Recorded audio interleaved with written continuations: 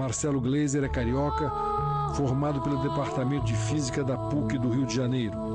Fez o mestrado na Universidade Federal do Rio e doutorado no King's College, na Universidade de Londres. Atualmente, ele leciona Física e Astronomia numa importante universidade da Pensilvânia, nos Estados Unidos.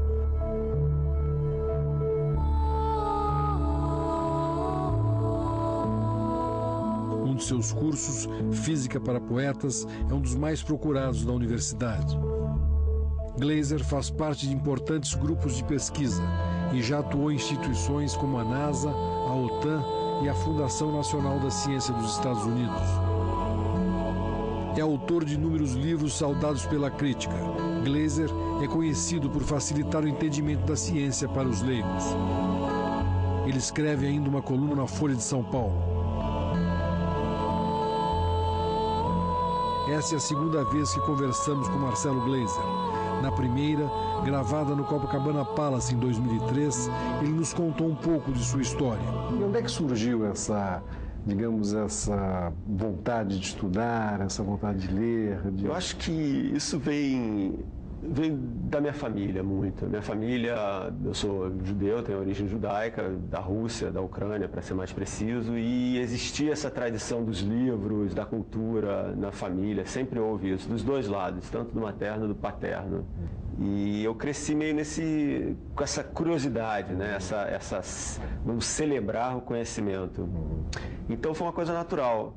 Agora, ciência não, quer dizer, esse meu interesse pela ciência foi uma coisa muito minha mesmo. Ninguém na minha família havia tido qualquer interesse em ciência. Meu pai era dentista, meus avós eram comerciantes, quer dizer, não existia ninguém, né? E foi uma batalha meio estranha essa, porque no início eu era uma pessoa meio mística, um adolescente meio místico, gostava de taoísmo e de coisas assim mais esotéricas, vamos dizer assim. Eu estava tentando encontrar respostas por esse lado, né? Mas quando eu fiz 13 anos, eu ganhei de presente da mãe da minha madrasta, chamada Leia, uma fotografia do Einstein, autografada. Imagina, um garoto de 13 anos com uma foto autografada do Einstein. Então eu comecei a prestar mais atenção na ciência e percebi que a ciência fazia o mesmo tipo de pergunta que as religiões já haviam feito há milhares de anos atrás, sobre a origem do universo, quem somos nós, a origem da vida, o que é a mente, né? Eles falam alma, mas na verdade a preocupação é a mesma, e o fim do mundo, o que é isso? E aí eu fiquei fascinado com essa história. Marcelo Gleiser esteve no Brasil para lançar Criação Imperfeita, um livro instigante e que o autor considera como um manifesto que subverte o pensamento científico e desmonta o mito de que a natureza é regida pela perfeição. Marcelo, grande prazer reencontrar você depois de algum tempo. Eu me lembro que eu te encontrei aqui no Rio, fui assistir uma palestra sua. Você me disse que estou escrevendo um livro que vai entrar na contramão da história e eu estou muito excitado com ele. Eu estou vendo, inclusive, que você está aliviado, né? Estou aliviado primeiro porque eu escrevi o livro, consegui terminar o livro, e também porque é um livro diferente. Ele é um livro que ele traça uma crítica, vamos dizer assim, uma linha de pensamento muito importante na filosofia e na ciência ocidental. Mas ao fim dessa crítica, ele cria uma nova visão de mundo, que é uma visão de mundo que eu acho muito positiva e muito otimista. De uma certa forma, eu tento resgatar o ser humano, que anda meio embaixo hoje em dia. E para um cientista também você tirou um fardo das costas, né? No momento que você acha que não é possível explicar toda essa natureza, né? Então, exatamente. Quer dizer, a ideia fundamental do livro, que é, vamos dizer assim, talvez o tema mais importante na história da filosofia e da ciência, é a ideia de que existe uma unidade por trás de todas as coisas. Então, isso daí, quer dizer, já começa até antes da filosofia, né? A própria religião, principalmente o monoteísmo, né, fala disso, né? Tudo vem de Deus, tudo faz parte de Deus, portanto, tudo é um, né? Então, essas ideias monoteístas, elas foram se infiltrando pela filosofia na Grécia, foram depois na Renascença, através do pensamento de pessoas como Kepler e Newton. E essa ideia, então, de que a função da ciência é entender ou desvendar a mente de Deus através da matemática, é uma coisa muito importante. E apesar da separação que foi ocorrendo entre a ciência e a religião no século XVIII, XIX, etc., essa noção de que existe essa unidade por trás das coisas, quer dizer, a gente olha para o mundo pode parecer complicado, mas na verdade, se você olhar profundamente para o mundo, existe alguma coisa lá que é o código oculto da natureza, que eu uso como subtítulo no livro, é muito profunda e é muito sedutora, né? Então, o que eu digo no livro é que, pessoal, vamos pensar de onde vem essa ideia, né? Primeiro, qual é a origem histórica dessa ideia, e depois, vamos ver se a gente tem alguma evidência empírica, ou seja, se os experimentos, as observações que a gente faz do mundo realmente estão dando suporte a essa ideia, ou se essa ideia é um devaneio, é um mito, é um graal, vamos dizer assim, da ciência, né? Então, no livro eu mostro que a gente está com essa ideia há um tempão. O Einstein, por exemplo, né, o pai de todos, né, na ciência e tal, ele passou os 20 últimos anos da vida dele tentando achar a tal teoria unificada. A gente lá na física, a gente chama de teoria unificada de campos, tem gente que chama de teoria final, né? E ele falhou. Ele falhou como todos os outros falharam antes dele. E a minha premissa é que todos vão falhar, por vários motivos. Primeiro porque não é questão de eu não acredito que essa teoria exista, isso daí, porque você está falando de fé e não é o lance. Bom, empiricamente, né, em termos de experiências, todas essas teorias que assumem que exista essa unificação, elas fazem previsões, como toda boa teoria científica deve fazer uma previsão. E até agora, passados 40 anos, até mais de 40 anos em certos casos, nada foi confirmado. Então, por aí já temos um problema. Mas existe um problema ainda mais fundamental com relação a essa noção de que a gente um dia pode entender tudo. Fora a arrogância intelectual da ideia de que nós, seres humanos, somos capazes de entender tudo, existe um problema que para mim é assim básico e fácil de entender, que é o seguinte, e que para mim é importante a beça porque mostra como a ciência não é uma revelação divina, nós não estamos aqui para entender as verdades absolutas da natureza, mas é uma criação nossa, um esforço nosso para entender como o mundo funciona. E, portanto, é falível, existem erros, a ciência vai aos trancos e barrancos. A ideia é a seguinte, como que a gente entende o mundo, né? Como que a gente entende o mundo? A gente entende o mundo medindo o mundo, né? Então, por exemplo, estamos aqui nós dois conversando, o que está acontecendo? A luz está batendo no meu olho, está refletindo no seu, então existe uma troca de informação através da luz, né? Os nossos olhos são os nossos instrumentos para enxergar isso. Para a gente ver o que é invisível aos olhos, por exemplo, uma bactéria, a gente usa um microscópio, uma estrela distante, a gente usa um telescópio, a gente usa os nossos instrumentos para ampliar a nossa visão de mundo. Mas esses instrumentos são limitados. Eles têm um certo alcance, mas além desse alcance eles não enxergam. Então eu chamo isso da nossa escuridão perene, entendeu? Mesmo que a gente veja muito sobre o mundo, existe em torno desse nosso conhecimento a escuridão, a nossa ignorância. Então isso não tem jeito, entendeu? Mesmo que você vá melhorando os instrumentos, tá bom, o círculo do conhecimento aumenta, mas a ignorância vai sempre continuar lá. A gente nunca vai conhecer tudo sobre o mundo. Quando você fala que você é agnóstico, eu penso em duas coisas. Uma que é uma reverência, digamos, à humildade. Quer dizer, será que você dá aí uma possibilidade de uma existência? Né? É isso? É o seguinte, primeiro é bom falar a diferença entre ateu e agnóstico, né? Porque eu nem sei, é meio sutil, né? Mas, então, o agnóstico é aquele que diz, olha, eu não acredito em Deus, porque eu não tenho nenhuma prova de que Deus ou o sobrenatural exista. Mas eu mantenho a cabeça aberta porque eu não sei tudo. Então, daí por isso que você mencionou a sua humildade. O ateu não. O ateu nega categoricamente que Deus exista, mesmo que não exista assim uma prova final disso. Ele fala, não, Deus não existe, ponto final. E eu detesto fundamentalismo, tanto do ateu quanto do ortodoxo religioso. Então, eu prefiro a posição agnóstica, que é uma posição que, olha, eu não tenho a menor evidência para acreditar que existe, mas, por outro lado, sabe-se lá. Você começa a falar da criação, né? Aliás, você faz uma poesia no início do livro que é muito bonita. Fala um pouquinho sobre isso que você fez. Numa página você fez uma forma poética de definir a criação. Eu gostaria que mais ou menos você pudesse me falar sobre isso. A gente faz de tudo para poder transmitir a mágica e a beleza da ciência, né, de maneiras diferentes. Quer dizer, eu tento muitas coisas. Já tentei escrever um romance, né, escrevi um romance. Quer dizer, a gente tenta isso de formas diferentes.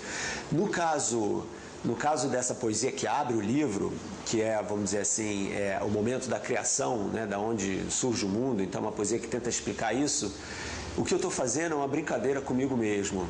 Porque o meu primeiro livro, A Dança do Universo, chama A Dança do Universo, dos mitos de criação ao Big Bang. Então ele começa falando dos mitos de criação, das várias religiões e tal. Né? Então essa poesia, na verdade, é o meu mito de criação baseado no conhecimento científico moderno. E é muito crível, né? Quer dizer, é bonito que não é só uma poesia, é uma forma de explicar o processo criativo, né? Exatamente. Eu tento, então, ali trazer as ideias fundamentais da ciência, mas de uma forma lírica, né? Mítica quase. E até falo, depois eu termino o poema, eu acho que até falo, esse é o mito de criação da nossa era, vamos dizer assim. A Santíssima Trindade aqui é o espaço, o tempo e a matéria. Entendeu? E daí vai embora. Agora, quando você começou a escrever esse livro na tua cabeça? Há uns 10 anos. Esse livro ele ficou maturando na minha cabeça há um tempão. Tanto que o meu último livro de não ficção, assim, mais sólido, vamos dizer assim, fora os livros de divulgação do Fantástico, não sei o quê, foi de 2001. Quer dizer, tem 9, 10 anos quase já esse livro. Né? Então, esse livro ele ficou na minha cabeça um tempão, mas quando saiu mais rápido do que todos. Demorou menos de um ano esse livro. Em geral, demora 1 ano e meio para escrever um livro. Esse não, esse foi embora. Queria sair, sabe? Ele queria sair esse livro. Sabe? Não foi um parto cósmico, né? Não foi aquelas dores, não ficou aquele trabalho de parto longo, não. Ele queria ir embora, esse livro tinha que ir. Quer dizer, quando eu falei do parto cósmico, né, é que você fala um pouco sobre isso, nessa explosão danada da natureza, né? E isso é explicável, né? Pois até um certo ponto. Pois é, isso aqui é a coisa. Quer dizer, a física moderna, né, eu passo uma boa parte do livro explicando o que nós sabemos do universo, né, o que a gente sabe, inclusive a origem do universo. Então, eu acho assim fabuloso que hoje eu possa sentar aqui. Quando a gente teve a nossa última entrevista, eu não poderia estar dizendo isso, mas hoje eu posso, o que mostra como a ciência evolui, que é o seguinte: o universo tem 13,7 bilhões de anos. 13,7. É a idade do universo, entendeu? Isso daí a gente hoje sabe mesmo, entendeu? O que significa isso? Significa que há 13,7 bilhões de anos, toda a matéria do universo, todas as galáxias, as estrelas, etc., estavam concentradas num volume mínimo. Tá? Esse volume, quando você tenta espremer muitas coisas num volume muito pequeno, imagina quando você entra no ônibus e fica enchendo, você quer sair, né? A coisa, você tem essa pressão, e então essa pressão essencialmente é que cria o tal do que a gente chama de Big Bang. As pessoas sempre perguntam, mas o que existia antes do Big Bang? Não existia nada. Não existia nem tempo, entendeu? A noção de que o antes e depois está supondo que existe um tempo que está fluindo. Você chama a primeira causa, né? Eu chamo a questão da primeira causa. Aí é que é o problema. Então a gente explica uma porção de coisas, a gente consegue chegar com a ciência de hoje até mais ou menos 1 trilionésimo de segundo depois do Big Bang. Ou seja, a gente consegue reproduzir o passado do universo com alguns problemas, mas de forma geral até 1 trilionésimo, então 0,1101 segundo depois do Big Bang, que parece que é nada, mas para as partículas da matéria é bastante tempo. Mas então a gente fala, e o resto? E o zero? Né? Como é que a gente chega lá no zero? Aí começa o problema, que é esse problema da primeira causa, que eu chamo de problema da primeira causa, que essencialmente é nós, a maneira como a gente pensa sobre o mundo, é muito causa e efeito. Então, se você vai voltando atrás, né? Ok, qual é a primeira causa? Quer dizer, de onde veio o universo? Então, existem teorias que falam que você não precisa de uma primeira causa. Você pode usar ideias da mecânica quântica, que é a tal parte da física que estuda o comportamento dos átomos e das moléculas e dos componentes dos átomos. E nesse mundo do muito pequeno, tudo flutua, sabe? Nada fica quieto. A gente está aqui quieto na nossa cadeira. Se nós dois fôssemos elétrons, a gente já está tremendo, porque o elétron nunca fica parado. Existe o que a gente chama de incerteza. Esse é o tal do princípio da incerteza.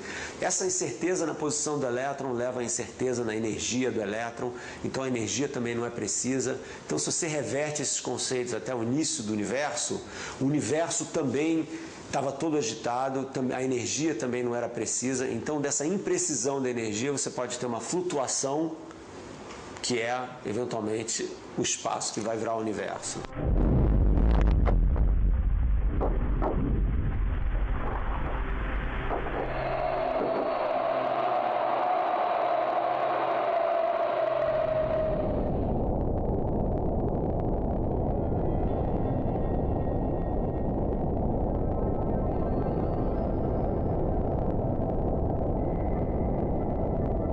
E daí posso te levar para duas coisas, para a imperfeição da natureza, que você fala, e a imprecisão da vida, né? Certamente, né? Então, esse momento inicial, a gente fala, então a ciência explica a origem do universo? Mais ou menos, porque para eu te dizer isso tudo que eu falei de incertezas e tal, eu estou usando a linguagem científica, eu estou usando a mecânica quântica, a relatividade geral, todas as teorias. De onde vem isso tudo? Esse aqui é o problema. Qual é a origem das leis da natureza, da própria ciência, entendeu? E esse tipo de questionamento fica além da ciência. A gente não consegue explicar isso. A ciência é uma espécie de arquiteta, entendeu? Mas para você montar esse edifício, você precisa dos tijolos, você precisa de todo o andaime, entendeu? Você precisa construir um edifício com alguma coisa. A ciência não funciona a partir do vácuo. Então ela não consegue explicar a origem de tudo. É um desses problemas, para mim, fundamentais hoje em dia, né? Mas que é aí que você entra contra a corrente, porque você, ao, entre aspas, denunciar a imprecisão, você sai da unificação da natureza, é isso? Isso. Então, o que acontece é o seguinte, lembra que a gente estava conversando sobre a questão da busca por essa unidade de todas as coisas? Isso daí pressupõe que existe uma elegância, uma beleza, uma simetria no universo, que é um conceito que vem, de Platão, até antes de Platão, né? Que ele acreditava que a realidade, a verdade, ela só existe no mundo das ideias, no mundo das formas geométricas, que o círculo só é perfeito enquanto ideia de círculo. Por exemplo, se eu falo para você, imagina um círculo, aí você imagina um círculo, esse círculo que vive na sua cabeça é o único círculo perfeito. Se você vai e desenha um círculo, essa representação real do círculo já não é mais perfeita. Então a perfeição é a ideia e ela funciona... Está nas ideias e ela depende da geometria. Então essa noção de que a geometria é a verdade, é a beleza e é perfeita, então foi entrando na ciência e essas teorias unificadas buscam por essa simetria, por essa perfeição matemática por trás de todas as coisas. Então eu digo, mas vamos parar para pensar um pouco sobre isso. A natureza, a gente usa, sem a menor dúvida, a ciência usa a simetria direto. A gente usa esses conceitos porque é muito mais fácil de escrever uma coisa assim. Então a gente aproxima. A Lua não é uma esfera perfeita, mas se você tratar como se fosse, dá certo, vamos dizer assim, né? E uma opção de outras aproximações. Mas, na verdade, quando a gente olha para o que ocorre, como que o universo surgiu dessa imprecisão, vamos dizer assim, e aos poucos foi criando estruturas, os primeiros átomos, as moléculas, as estrelas, as galáxias, a vida, o que a gente vê é que essa história, que eu chamo da história da complexificação da matéria, do muito simples para o mais complicado, para o vivo, é uma história que só é possível porque existem assimetrias fundamentais na natureza. Por exemplo, vamos falar de uma mais óbvia, que é a seguinte. Segundo as teorias da física, existem dois tipos de matéria. A matéria normal, da qual nós somos feitos, elétrons, átomos, etc., e o que se chama de antimatéria. Aliás, quem viu lá o filme do Dan Brown, o livro do Dan Brown, Anjos e Demônios, lembra que eles queriam construir uma bomba de antimatéria para destruir o Vaticano e tal? Então, antimatéria não tem nada de muito esotérico, é simplesmente uma matéria que tem a carga elétrica oposta. Então, por exemplo, o elétron tem uma carga negativa, tem um primo chamado pósitron que tem a carga positiva. Segundo as leis da física, os dois deveriam existir em pé de igualdade. Deveria ter tanto elétron quanto pósitron no universo, mas não tem. Como que a gente sabe que não tem? Porque quando a matéria e a antimatéria se juntam, você se desintegra em radiação de altíssima energia. É a tal bomba que queria explodir o Vaticano. Se você encontrar o anti-Roberto Dávila na rua e apertar a mão dele, o Brasil explode. Entendeu? Então não fale com o anti-Roberto Dávila, porque é perigosíssimo. Então, o mistério é o seguinte: poxa, se as leis dizem que tem tanto de um quanto de outro, como é que a gente está aqui? Por que existe só matéria no mundo? Essa é uma assimetria fundamental da natureza que ninguém ainda consegue explicar direito, mas sabe que existe. A ideia de Deus, ela é mais facilitadora para explicar tudo. Quer dizer, a ideia de Deus é mais ou menos, pelo menos historicamente, né, depois do desenvolvimento da ciência, seria o seguinte: a gente conhece tanto do mundo, o que a gente não conhece do mundo é obra de Deus, né? Aí a ciência vai explicando cada vez mais e Deus vai ficando cada vez mais exprimido, né? Por exemplo, na época de Newton, 1600 e pouco, né? 1680, 700, ele não sabia como os planetas giravam, começaram a girar em torno do Sol. Então ele sugeriu que Deus deu um empurrãozinho inicial, né? Hoje a gente sabe que não precisa de Deus para fazer isso. Então, quer dizer, quanto mais a gente vai avançando no conhecimento, menos o conceito de Deus é necessário como uma explicação de como a natureza funciona, né? Então, na verdade, essa daí é muito da origem entre a rixa entre a ciência e a religião, né? Que as pessoas de fé, as pessoas religiosas, elas se sentem meio usurpadas à medida em que a ciência vai explicando cada vez mais sobre o mundo, né? Então, e os cientistas, quer dizer, eu acho que deveriam ter a humildade de dizer o seguinte: olha, não há dúvida de que nós estamos mesmo explicando cada vez mais sobre o mundo, mas vão sempre existir questões que estão além do alcance da ciência. Então, se você quiser colocar Deus na sua vida, isso é uma escolha pessoal, uma escolha sua, que a ciência não tem nada a dizer.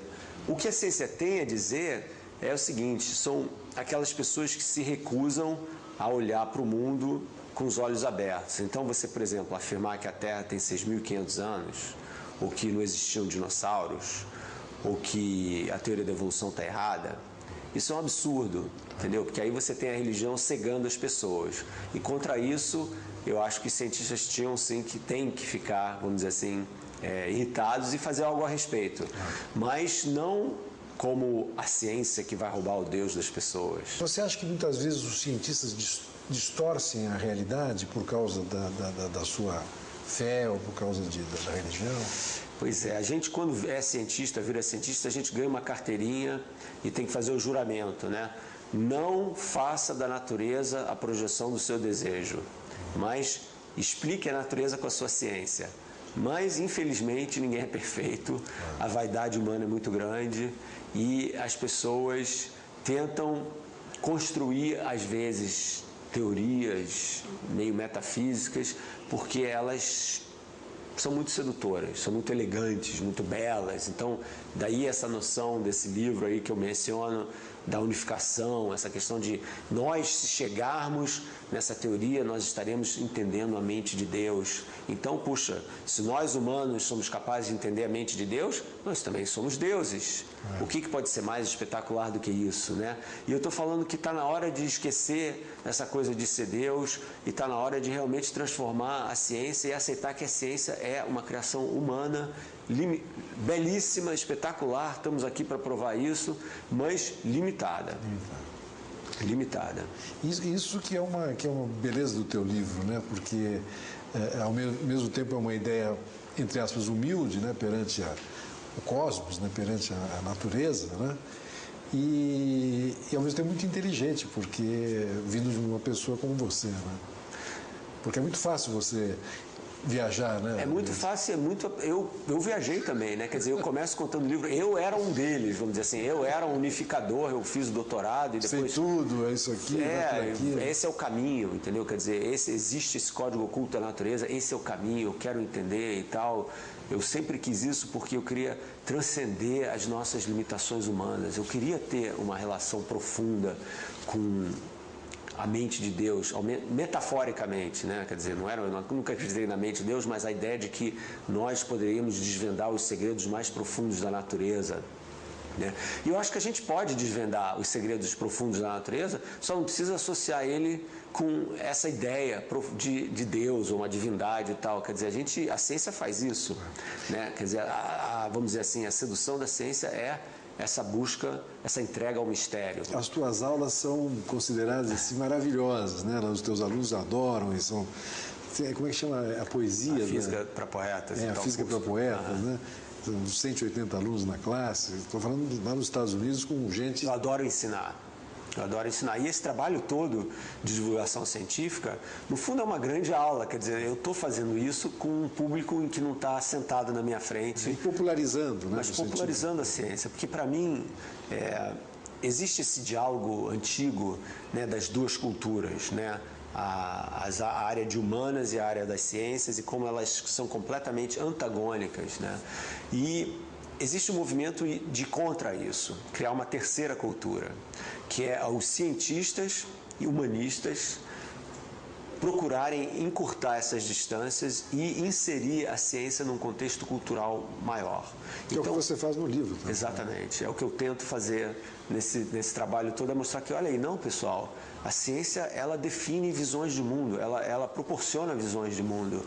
E eu sempre brinco, Pedro Álvares de Cabral, 1500, chegou aqui no Brasil, que universo que o Cabral vivia? Completamente diferente do nosso. Na época dele, a Terra era o centro do universo, fixa, imóvel.